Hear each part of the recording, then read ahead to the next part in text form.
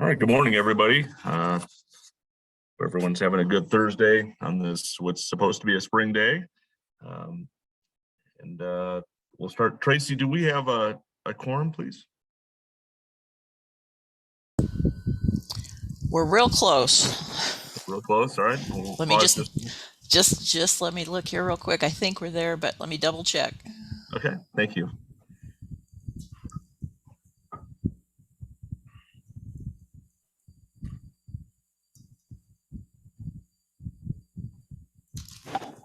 Yes, we have quorum. Excellent. Thank you, Tracy. All right. Well, I'd like to call the April 7th Des Moines Area Metropolitan Planning Organization Transportation Technical Committee to order. And so we'll start with a approval of the agenda. Can I get a motion in a second for approval of the agenda?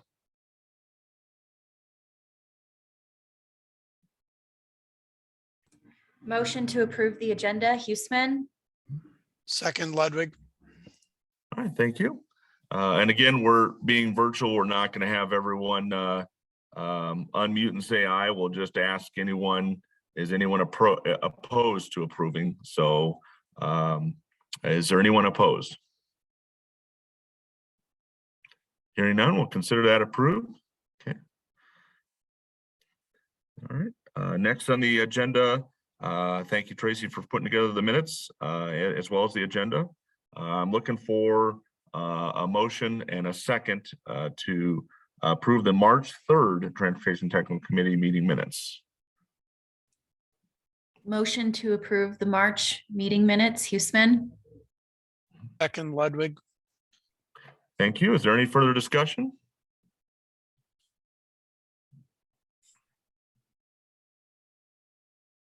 Okay. Anyone opposed? Okay, hearing none, we consider that item approved. The next item we have on our agenda, presentation with the Central Iowa Waterworks. So I'm going to turn that over to Dylan Mullenix. Dylan, is there? Yeah, thank you. As you're all probably aware, Central Iowa Waterworks or Des Moines Waterworks staff has been working with Central Iowa Waterworks to set up the organization. So we have Ted Corrigan here from Des Moines Waterworks to give us an update on how that's going and just anything else that might be of interest to the group. So with that, I'll turn it over to Ted. Thank you, Dylan. I appreciate the time this morning. I see from the attendee list here that several of you have already seen this presentation, so I apologize for kind of the recap for some of you, but I do appreciate the opportunity to share with the rest of you some thoughts this morning on our vision for what we're calling Central Iowa Waterworks. So I've got a quick slideshow I want to run through here, and hopefully that will answer a number of your questions, but we'll have some time here at the end to answer additional questions if there are any. So first of all, just to make sure everyone's on the same page, I want to give you a little bit of a history of regional cooperation in drinking water and kind of how we got to the place we are today, what the system we use to serve the region today looks like. Then I'll talk about progress that we've made on this Central Iowa Waterworks concept, this concept for regional governance of drinking water production here in the Des Moines metro area. Give you some specifics on what we think that could look like, and then touch on next steps before we have opportunity for some questions. So with that as the path, let's start by talking historically a little bit. Des Moines Waterworks has been an independent municipal utility for more than 100 years, and for almost 90 years, we've also been a wholesale supplier of drinking water to other communities here in the Des Moines metro area. Urbandale was actually the first wholesale customer in 1934, and then since then, most of the other communities in the metro have started purchasing either all or at least a portion of their drinking water from Des Moines. By the late 1980s, I would say 80% of the population of the metro area was being served by Des Moines Waterworks as a regional provider. And then, as you're all aware, in 93, we had a flood. Most of those folks were without water for a period of time. And after the flood, the communities in the metro came together and agreed that it would be a good idea to build a more resilient water supply system for the metro. So Most of the suburban wholesale customers of Des Moines Waterworks at that time contributed capital. And that capital that they contributed, 70 or $80 million, 20, 25 years ago, an amount that would represent hundreds of millions of dollars of investment in today's dollars. Those dollars were used to build a number of facilities that have strengthened the water supply system. And those facilities include most notably our McMullen treatment plant southwest of town and the Saylorville treatment plant between Des Moines and Ankeny. We also built a number of aquifer storage and recovery wells, which are deep wells that can be used to provide emergency capacity, or they can be used to provide a peak capacity in the summertime. We also constructed a transmission network or a grid of large diameter pipelines that connected all of those facilities together, and also allowed for delivery of wholesale drinking water right to the front door of all of the communities who were wholesale customers of Des Moines Waterworks. So today we have what we feel is a fairly resilient system. The 3 treatment plants are shown on this graphic in red. They are connected to all 3 of them to the same grid or the same network of pipelines that deliver that drinking water across the metro. Ted, can I stop you for 1 second? If you have slides to share, we can't see them, just as an Oh, FYI. I'm sorry. Technical difficulties. It appears, let me start this. Now, can you see them? Yes, we can, thank you. Okay, well, we're not going to back up because that would be redundant, but this is the regional system that I was describing, and hopefully now everyone can see it. Again, the treatment plants are shown in red. The black lines, the heavy black lines, are the transmission lines. And we believe that that's a pretty resilient system. It's serving the community pretty well at this point in time. Now, in the time since all of those facilities were constructed, the demand for drinking water in the suburban communities has increased pretty dramatically. And today, the suburbs use about 60% of the water that is produced by that regional system. So not surprisingly, over the years, given the historic investment, what would be hundreds of millions of dollars today, and given that increasing utilization of the regional system, the suburban communities have long had an interest in regional governance of the drinking water supply. They want a seat at the table. They want to be part of the decision making. They want to be part of the planning. They want to be part of the rate setting. And so there have been numerous discussions over the years. This certainly isn't the first time we've talked about it, but those historic discussions typically focused on trying to place a value on the entire system. The value of the entire system would certainly be measured in hundreds of millions of dollars. And then what it would cost for individual communities to buy into that system. And frankly, the suburban communities weren't interested in huge buy-ins into the existing system. They'd already contributed millions of dollars. They were using the system.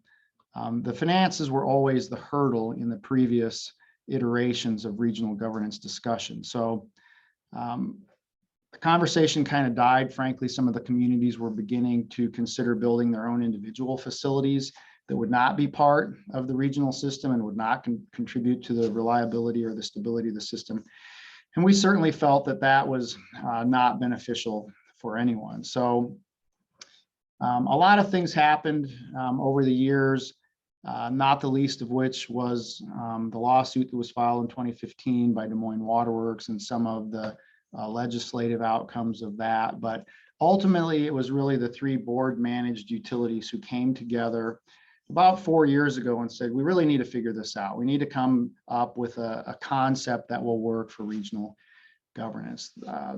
Back in 2017 or 18, they hired a consultant who specializes in this kind of thing. They actually had a dozen or more public meetings where folks came and provided input, folks from across the metro, got feedback.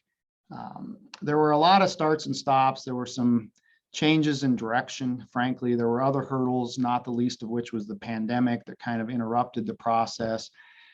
But ultimately, the board managed utilities did meet on almost a weekly basis kind of through the pandemic years and came up with a framework that we believe can support the development of a regional governance system for drinking water production here in the Metro.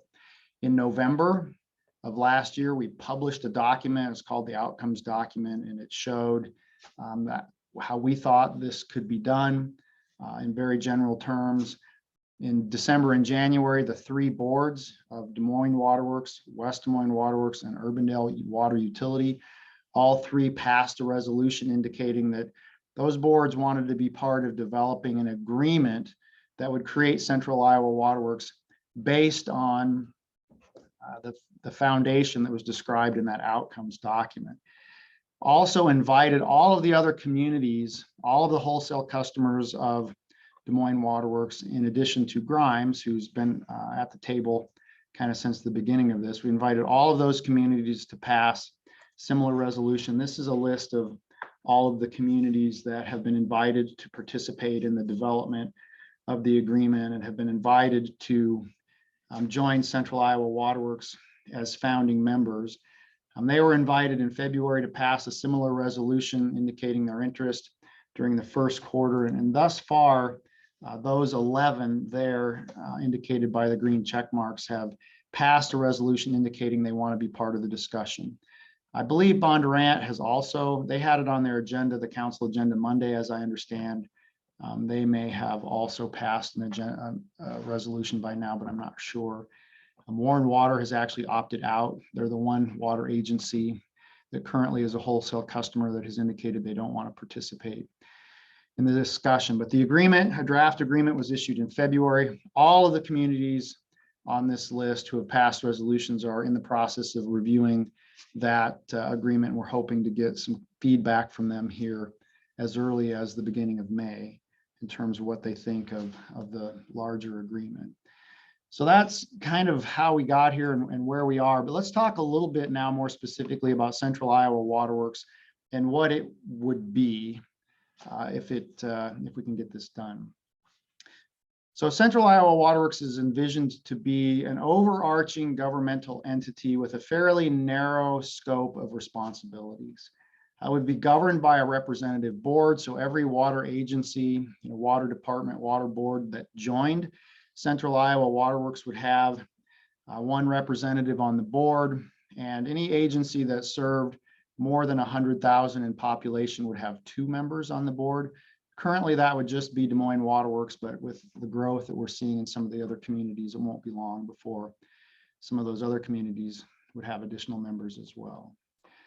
Central Iowa Waterworks is envisioned as an entity that would own all of the water that is produced, the drinking water that is produced here in the Des Moines metro area. Currently on the list of communities that you saw, there are 5 communities that are producing drinking water, those being Des Moines, West Des Moines, Altoona, Polk City, and Grimes. And the concept here is that by agreement, Central Iowa Waterworks would actually own all of the water that those 5 producing members produced. All of the members of Central Iowa Waterworks would also agree to purchase their water exclusively from Central Iowa Waterworks. So you have sort of a mutually exclusive situation here where Central Iowa owns the water produced by its members, and all of the members, whether they're producers or not, purchase their drinking water from Central Iowa Waterworks. And then Central Iowa Waterworks would charge a unified wholesale rate to all member agencies, same rate based on the overall total cost of producing the water that's used in the metro. As I mentioned, Central Iowa would have a fairly narrow scope of responsibilities related to sourcing drinking water, treating that water for consumption and distributing it to each of the individual community members. Managing the available water resources here in Central Iowa would be critically important. Oversight of operational contracts. The 5 producers, any of them who become members would have operating contracts with Central Iowa Waterworks. Central Iowa would manage those contracts and facilitate the coordination between the 5 producers to produce all the water needed.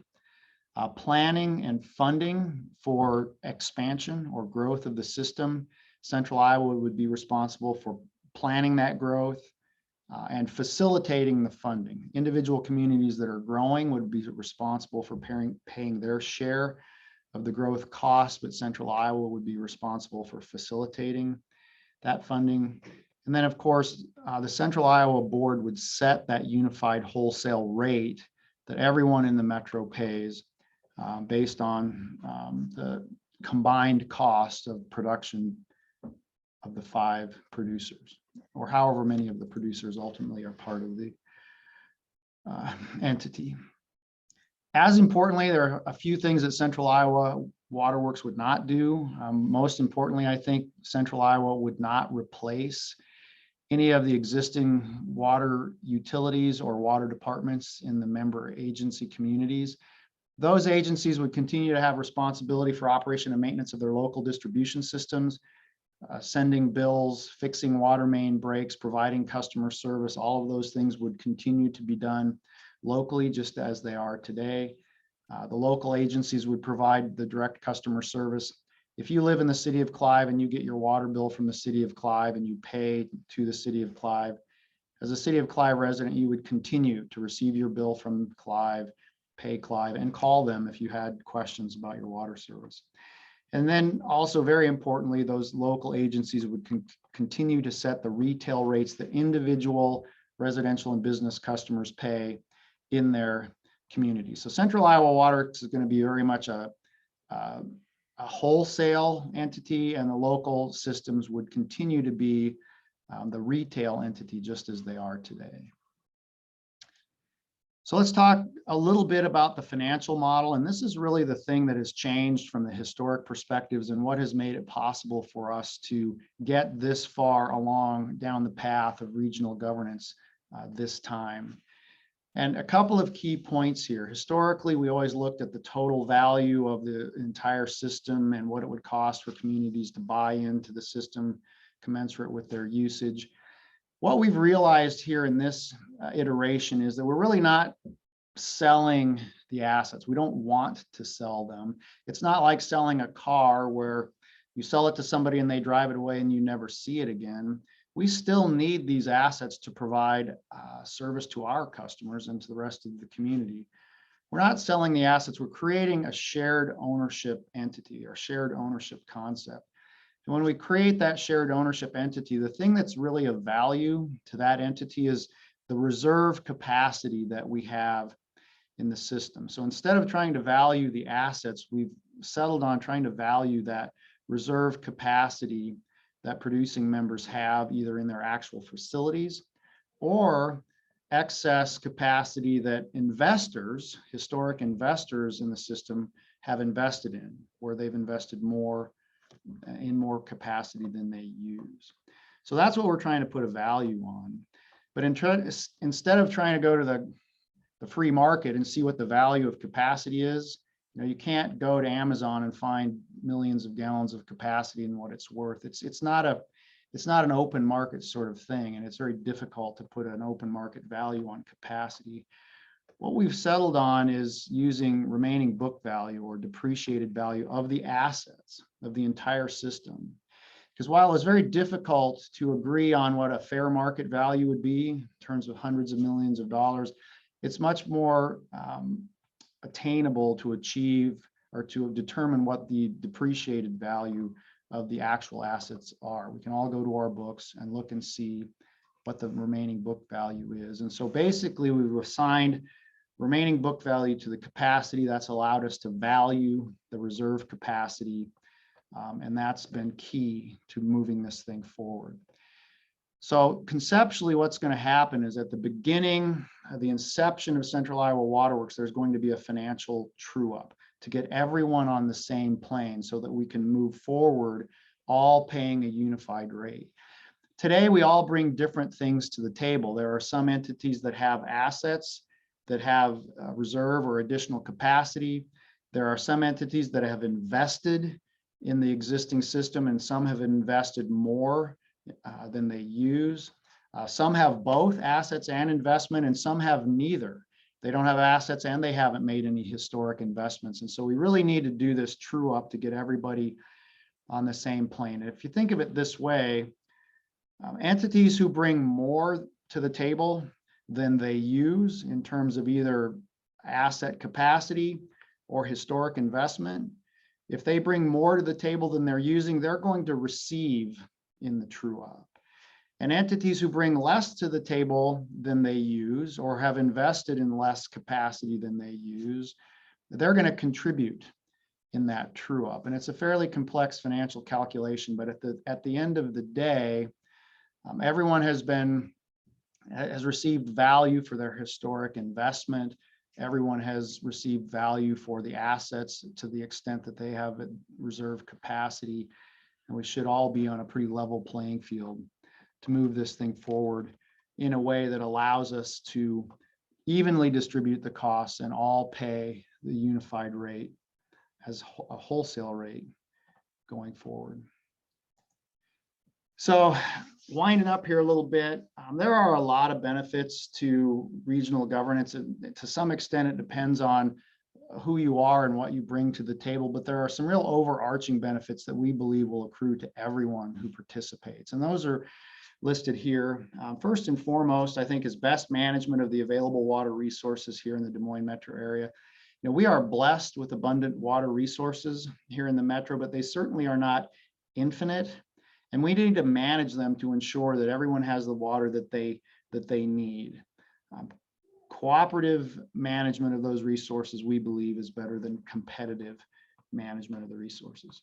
Financial equity is an important part of the benefit here. We know that the lowest total cost of water across the metro can be achieved through regional cooperation, and the fairest and most equitable distribution of those costs can be achieved by working together and everyone pays the same. Return on historic investment has been addressed in terms of financial equity, and also shared risk and shared reward. There's tremendous risk in the water supply business, especially given the challenges related to water quality, climate change, those kind of things. And this model would really share those risks across the community. System resiliency, I showed you the map of our treatment plants and how they connect to a single grid. We'd like to build on that and expand it to ensure that the system is as resilient as it can be to the forces of climate change, drought, flood, all of those kind of things. Representative governance is obviously a foundational benefit of this. Every agency would have a seat at the table. And then maybe most importantly, and it's something that you all are very familiar with, region-wide cooperative planning for growth and economic development. That's really the bottom line here. We all need water for our day-to-day lives, but the community also needs water if it's going to grow and thrive. And we want to make sure that everyone has the water they need to be able to do that. So the resolution, most of the communities have already passed the resolution here now that we're through Q1, as you're aware. We're into the public education and outreach portion. Just like today, we're kind of on the road show here. We've been doing 2 or 3 presentations a week between us and folks from Urbandale and West Des Moines, just trying to help everybody understand what we're trying to do here. The 2080 agreement, the draft has been issued. It's in review. We're starting to get a few comments back, but we're hoping that in May we can have folks' comments back and we can kind of start hammering out what that looks like through the summer. And then fourth quarter, we're hoping that we can begin signing the agreement. Now, the goal is to have Central Iowa Waterworks stood up by the first of the year. That means the board would be seated and the entity would exist, but realistically, it's not going to function and provide all of those benefits and take care of all those responsibilities that I described for a number of months, probably at least mid-year or even later than that. So that's what I have to share. And if there are any questions. Ted, I will draw your attention to the chat box. There's several questions there for you. Good. Well, let me go there. Start at the beginning. Are you sharing slides? Well, I wasn't, but I did. Where does the revenue come from to compensate those entities who are transmitting assets? The revenue comes from the other entities. I think I described that, who bring less to the table in terms of capacity or investment Those entities will have to contribute, and the revenue will come from those entities. So frankly, most of the entities coming to the table will end up contributing to compensate a few entities who bring more to the table than they use. How does it work with those entities who do not participate, such as Warren Water? What impacts will it have on those end users' customers? Most of the entities who are part of the Des Moines Waterworks system have long-term contracts with Des Moines Waterworks. And so I think the most likely outcome is that they will just continue to be wholesale customers of Des Moines Waterworks, and they will be part of Des Moines Waterworks slice of the regional pie, if you will. There's some thought that maybe they would need to become direct customers of the region, even if they aren't part of the region. They wouldn't have representation on the board. They might have a different rate than that unified wholesale rate that we've talked about, but they'll certainly continue to be served either as Des Moines Waterworks wholesale customers or as direct customers of the region. Now, there's one community here involved in the discussion, and they've been at the table since the beginning, and that's Grimes. If they decide not to join, they're standalone today, and if they decide not to participate, they'll just simply continue to be a standalone entity. I think that answers that part of the question. How about those rural water services? How will they participate? The rural water systems, there are two that are part of the regional system now, Warren Water and Xenia. And Xenia has indicated an interest in participating in the discussion at least. And what I just described about them continuing to be wholesale customers of Des Moines Waterworks or direct wholesale customers of the region, sort of unrepresented wholesale customers, that's how that will work. We're certainly hopeful that Warren's opted out already, but we're hopeful that Xenia will participate, and if they do, they'll just continue to be part of the regional system. How will it work with those entities that do not participate but get their water from a producer that does? And I think I've answered that. Basically, they can continue to be a wholesale customer of the producer, and they'll just be part of the producer's book of business, or maybe a direct wholesale customer of the region without representation. I'm also curious to know more about CIWW's considerations of rural water entities. I'm not sure I understand that question, Aspen. I don't know if you want to unmute and help me understand. Yeah, no, it wasn't really a question. I was just agreeing with Heather's questions. Okay. Sorry for the confusion. Oh, no problem.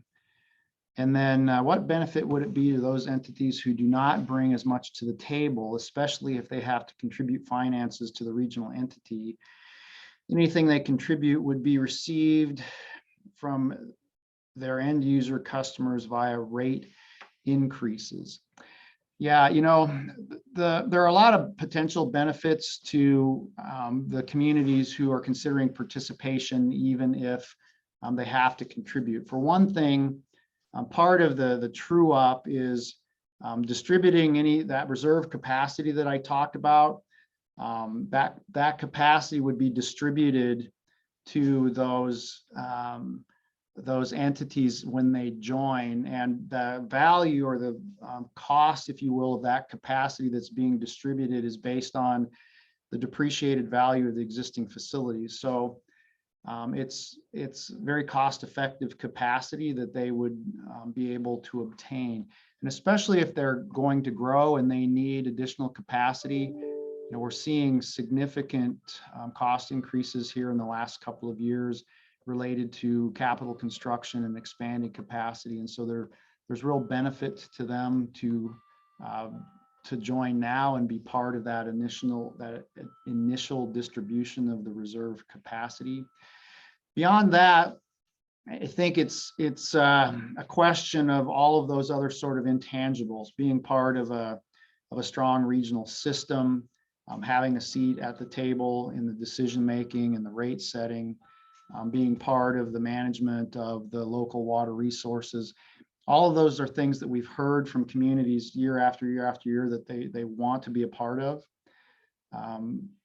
And now is their opportunity to be a part of that. So I think that there's financial benefit to join early, and there are a number of benefits of being a member long-term. And that's the end of the questions that I see in the chat. Anything else? Are there any other additional questions for Ted? Okay, hearing none. Ted, thank you so much for your presentation. Thank you. Yeah, my pleasure. Sorry about the initial technical difficulties. No worries, no worries. All right, thanks so much. Okay. All right, next, we're going to turn over to Zach for a report and vote on federal fiscal year 2026 Surface Transportation Block Grant Program funding recommendations. I'll be taking that one, Steve. Zach's not in the office today, but Okay, no, Zach. Okay, thank you. so as you're aware, we've solicited projects for the 2026 STPG program, and we received 15 million, or sorry, our target amount is 15 million, a little over 15 million, and that's up a little bit just because of the new transportation bill. Our dollar amount went up, so that was nice. We had about $32 million in requests. So the funding subcommittee met over the last couple of months and reviewed this as they normally do, and the projects that they are recommending to move forward are included in the packet. They're also up there on the screen. So for system capacity, we had 5 projects there: Ankeny, Clive, Grimes, Waukee, and West Des Moines. I won't read all the details of them because they're on the screen and they're in the packet, but system capacity, those are the projects. If you go to the next slide, we've got major reconstruction and replacement projects. We had 4 communities submitting projects there. Going to the next one, we had 1 system optimization for the ITS system upgrade, and then 2 bridge projects. And then 1 transit project, as we typically do. The notable thing about this one is also includes B-cycle station replacement, including bus, in addition to the bus replacements. And then the TMA program for the MPO, which is something that we do annually too. So those are the projects. Like I said, all those are in the screen. If you go to the next slide, we've got a breakdown of how these meet the targets that we put out that are in the long range transportation plan. So you can see that most of our, they're kind of in line with these. So when we don't get enough projects to meet the minimum, obviously that the rest of that money has to go somewhere. So major construction, we actually are allocating about 35%, where the minimum or the target's about 25%. So you can kind of see how the rest of that shakes out there. Bridge is a little bit lower, transit's just a hair lower. Everything else is pretty much online with what that is. So we are, these will be taken forward this month. So we'd ask for your recommendation to move these projects along. Once these projects are approved, then they'll go into the TIP and be waiting for, the money to be spent here in a couple of years when we get to the fiscal year. Okay. Any questions about that? Any questions for Dylan?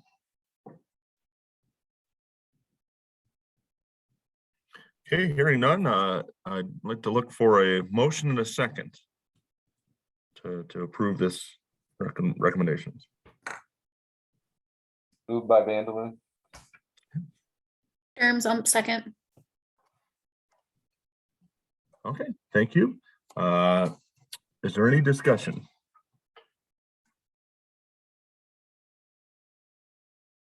Okay, anyone opposed? Hearing none, we'll consider that approved. Thank you. Okay, and next we have item 6, report and vote on federal fiscal year 2026 Surface Transportation Block Grant set aside, also known as TAP, program funding recommendation. And that I'm going to turn over to Aspen, please. Thanks. So we had 4 applications submitted for our TAP program this year. They were all trails projects, and we were able to award funding to all of them. So Ankeny, Des Moines, Polk County, and West Des Moines received funding. I don't think I have another slide on this. So basically just showing you this and recommending approval. Thank you, Aspen. Are there any questions for Aspen?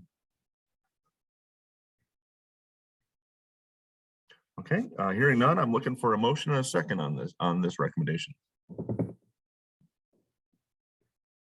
Caster move, I'll move. Second, Huesman. Okay, thank you. It's been moved and seconded. Is there any discussion?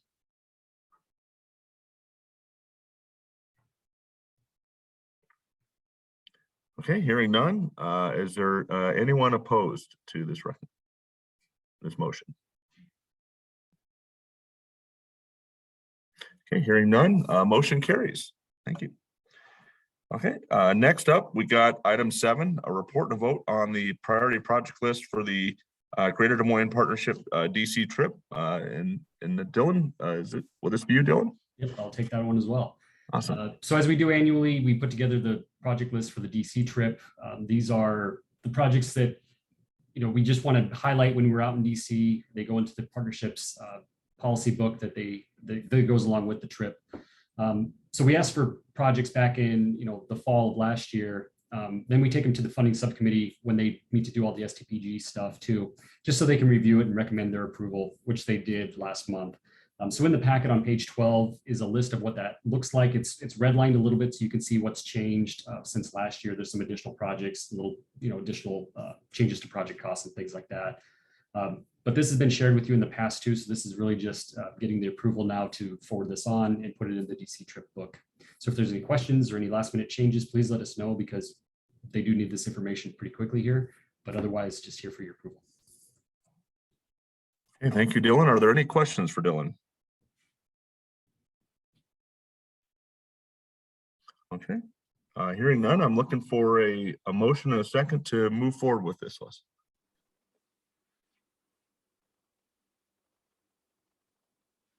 Montoya, I'll move it. Second, Caster. Thank you. Okay, it's been moved and second. Is there any discussion?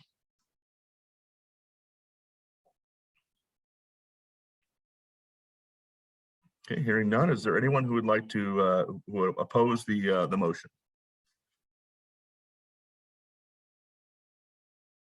Okay, motion carries.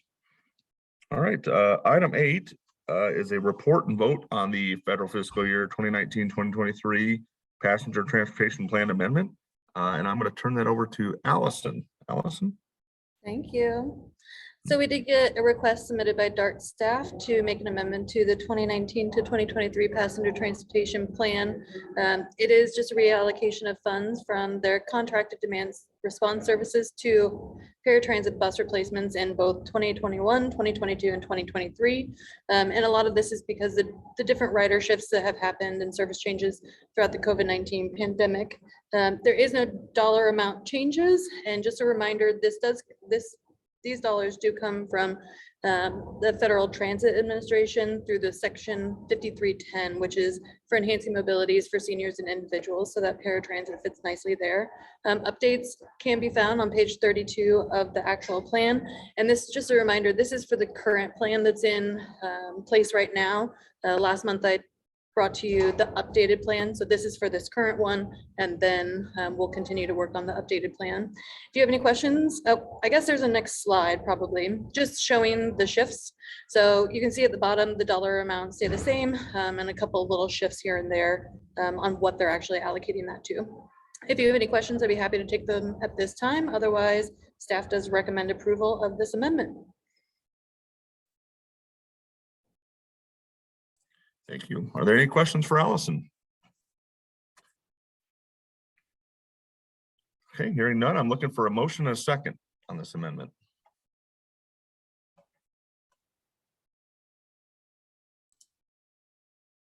Motion to approve amendment, Huesman. Thank you. Second, can I get a second, please? Second, Caster. Okay, thank you. It's been moved and seconded. Is there any discussion? Okay, is there anyone who would like to vote against and oppose the motion? All right, hearing none, motion carries. Okay, next item is item 9, report and vote on federal fiscal year 2022-2025 transportation improvement program amendments. And that I'm going to turn that over to Aspen. Is that right? Thank you. We have some additional amendments from DART to approve this month. In February, I had a couple for the committee to discuss, but this time we have 11 amendments, which is quite a bigger number. But basically, it's just 8 projects that are moving funds, either reducing or increasing for certain years. And then 3 projects are being added, and this is all for federal fiscal year 2022. And so I'll just cycle through the next 11 slides, and if anyone has any discussion of any of them, we can go ahead and stop and discuss them specifically, but basically just moving some funds. And then the last 3 slides are the new projects that are being added.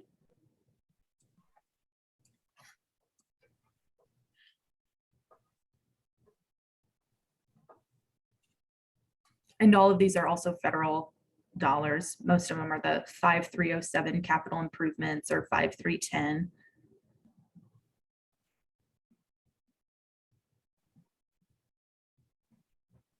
And then with that, I would just recommend all of these for approval and take any questions. Okay, any questions for Aspen?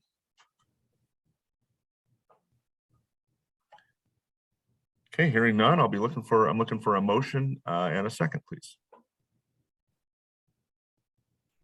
I'll move, Castor.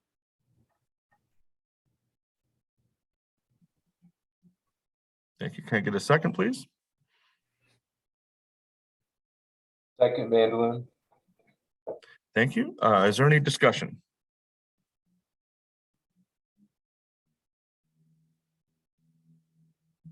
Okay, hearing none. Is there anyone who would like to oppose the motion?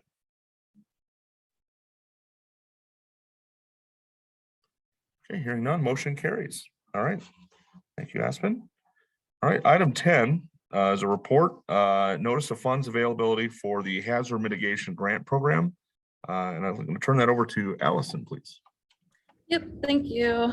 Most of you are on the DLAND listserv, but just in case some of you aren't, we did want to let you know that there is some hazard mitigation grant program dollars out there, specifically in regards to the disaster funding for the December 2021 derecho. So any hazard mitigation project is applicable as long as it's within the Polk County plan or whatever jurisdiction you happen to be in. But they are really focusing on a handful of priorities. So property acquisition, warning sirens, utility hardening, tornado safe rooms and things like that. Really looking at those kind of hardline wins that come through.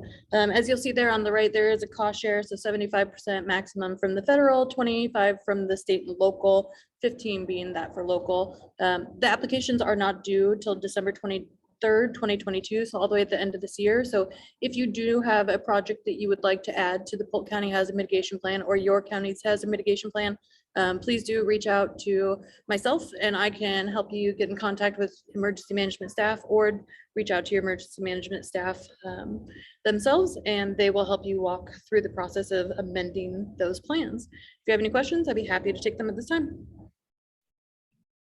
Thank you, Allison. Any questions for Allison?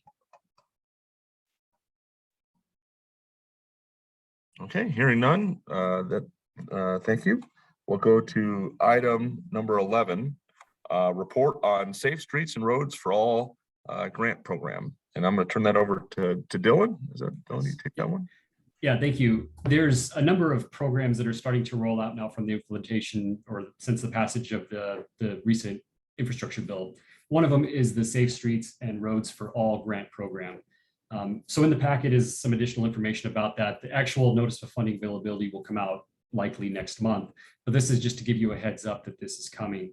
A lot of this is dealing with either developing a comprehensive safety action plan or some sort of Vision Zero plan, or if you already have something like that, to carry out design work, engineering, or implementation of that plan in some fashion. So just wanted to give you a heads up on this. On the page that's in the agenda packet, it gives more information about who's eligible, what kind of activities are eligible, and also just some things to start thinking about if you are going to develop a plan or if you already have a plan. So I encourage you all to look at that if you have not already. And if you need any assistance from the MPO, please let us know and we'll be happy to help. Okay, thank you, Dylan. Is there any questions for Dylan? Okay, thank you so much. Hearing none, we'll move on to item 12, report on fiscal year 2023 community project funding, the earmarks guidelines. And then again, Dylan. Yep.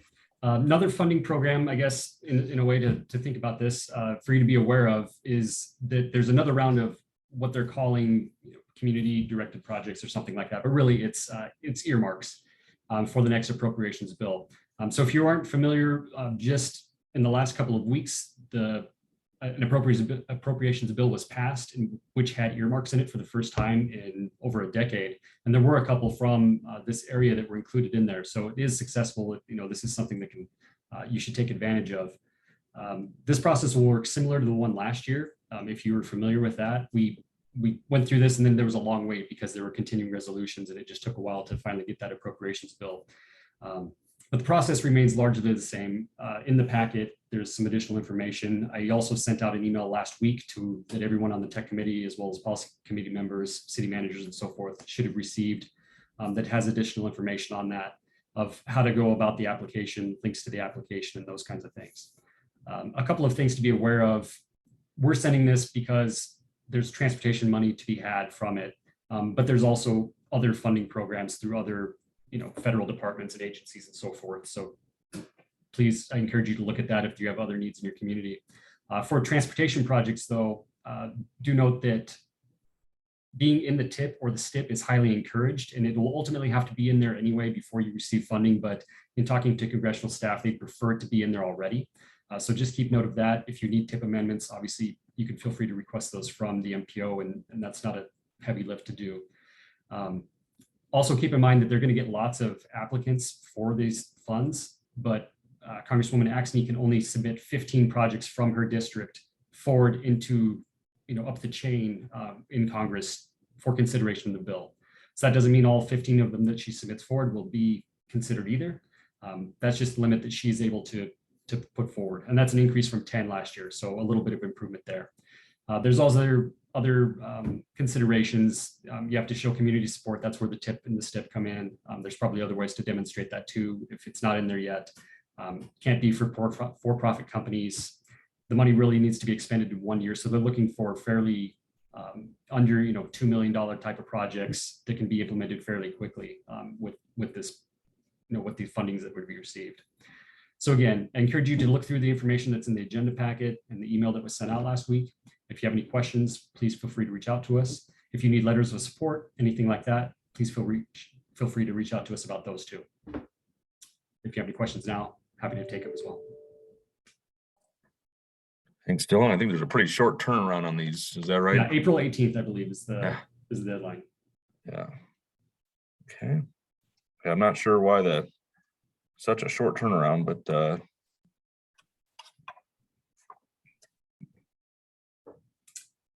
and one thing real quick, while I just based on this one and the previous project, there's a lot of different funding programs that are starting to roll out now, especially with the implementation of the infrastructure bill. So we'll do our best to keep everyone apprised of when those funding notices come out, when the application deadlines are due, and it'll probably become a recurring item on our agenda packets for the next little while, just because there's so many coming out, but just to give you a heads up on that.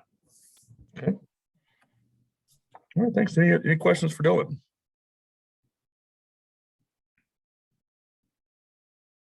Okay.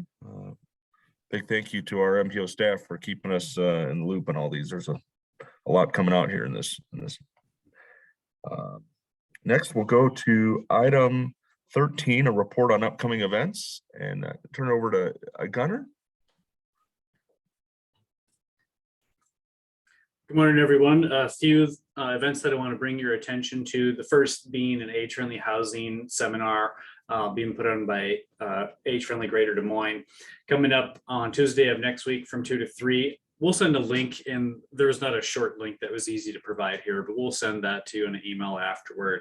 But talking about the challenges of local municipal code and addressing housing challenges, as well as promoting safety, walkability, walkable streets, and healthy lifestyles, etc. Also, a save the date for a Beyond the Bus symposium about healthcare on the move. That URL is on the page here and will also be sent out after the meeting in an email, again on April 26th. And lastly, draw your attention to a Mobility for All conference from Masto coming up in July. We'll send that link out as well. That's it from events.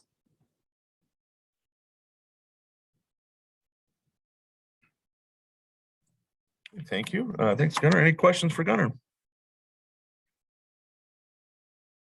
Okay, thank you. Here, no, let's go to item 14. Are there other non-action items of interest to the committee? I just have one thing. This is Aspen. I reached out to many of you on this call at the end of March about your tip report updates. If I haven't heard from you, please respond to those. And I will send out an email after this meeting to the folks that I haven't heard from yet, just to remind everyone, but that draft is coming up due soon. So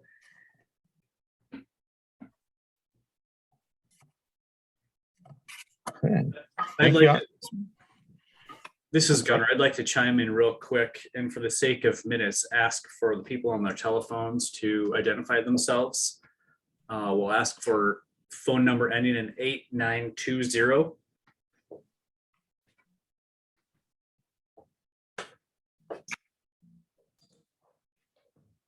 Hearing none, I'll ask for a phone number ending in 7970.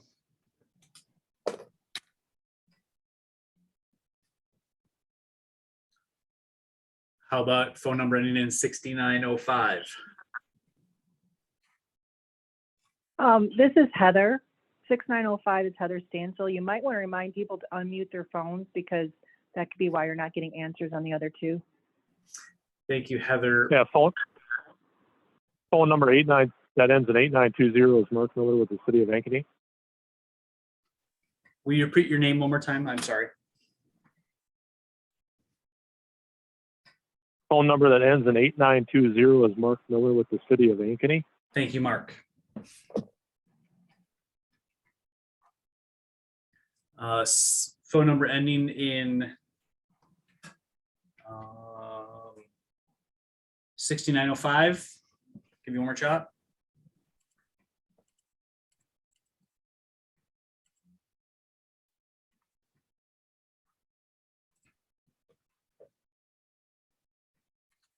Okay, we did the best we could. Thanks, Gunnar. Okay. All right, any other non-action items of interest to the committee?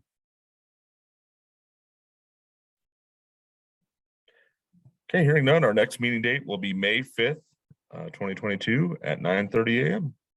All right, we'll consider this meeting adjourned. Thank you, everybody. Have a great day. Thank you.